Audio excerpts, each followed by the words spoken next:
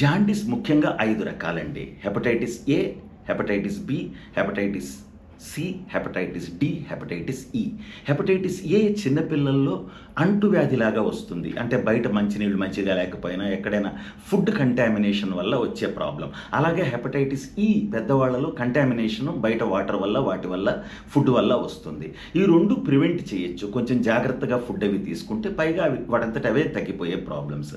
Hepatitis బికి మనకు తెలుసు hepatitis B, hepatitis C. Hepatitis B, hepatitis C ఈ 2 కూడా ఇంజెక్షన్ల ద్వారా, రక్తం ద్వారా, సెక్షువల్ కాంటాక్ట్ ద్వారా, సెక్షువల్ సీక్రెషన్స్ ద్వారా, మనిషి సీక్రెషన్స్ ద్వారా వస్తాయి. హెపటైటిస్ బికి వ్యాక్సిన్ ఉంది, హెపటైటిస్ బికి వ్యాక్సిన్ ఉంది, హెపటైటిస్ సికి వ్యాక్సిన్ లేదు. So hepatitis B, hepatitis C ఈ 2 కూడా ట్రీట్మెంట్ పూర్తిగా వచ్చేసింది వీటికి. కానీ హెపటైటిస్ బికి మాత్రమే వ్యాక్సిన్ ఉంది. ఇకపోతే హెపటైటిస్ డి గురించి అంతగా వర్రీ అవ్వాల్సిన అవసరం లేదు.